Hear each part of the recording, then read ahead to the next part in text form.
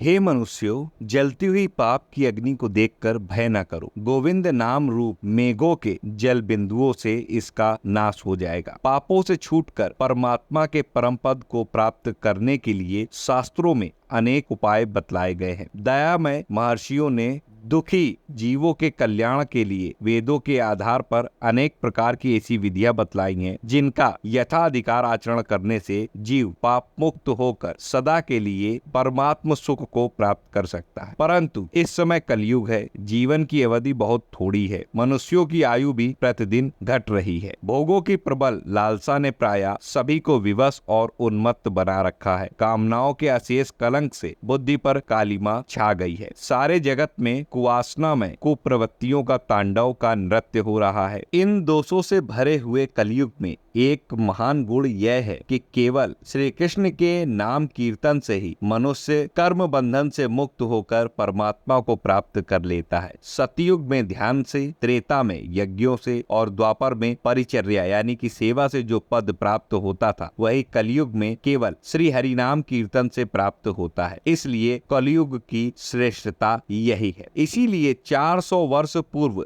बंगाल के नवद्वीप नामक स्थान में प्रेमावतार श्री श्री चैतन्य देव ने अवतीर्ण होकर मुक्त कंठ से इस बात की घोषणा की थी कि भय न करो, सबसे बड़ा प्रायश्चित और परमात्मा के प्रेम संपादन का परम उत्तम साधन श्री हरि नाम है। संसार वासना का परित्याग कर दृढ़ विश्वास के साथ इसी में लग जाओ और अपना उद्धार कर लो। उन्होंने केवल ऐसा कहा ही नहीं, बल्कि स्वयं लोगों के घरों पर जा जाकर और अपने परम भागवत साथियों को भेज भेज कर येन केन प्रकारेण लोगों को हरि नाम में लगाया। इसी प्रकार भक्त श्रेष्ठ कबीर, नानक, तुकाराम, रामदास, ज्ञानदेव, सोपानदेव, मीरा, तुलसीदास, सूरदास, नंददास, चरणदास, दादू दयाल, सुंदरदास, सहजोबाई, दयाबाई, सकुबाई आदि भागवतों ने भी श्री हरि नाम को ही जीवों के कल्याण का प्रधान उपाय समझा और अपनी दिव्य वाणी से इसी का प्रचार किया। आधुनिक काल में भी भारतवर्ष में जितने महात्मा संत हो गए हैं, सभी ने एक स्वर से मुक्त कंठ होकर नाम महिमा का ही गान किया और कर रहे हैं। जिस नाम का इतना प्रभाव, महत्व और विस्तार है, उस पर मुझ जैसा रसायनभिज्ञ मनुष्य आखिर क्या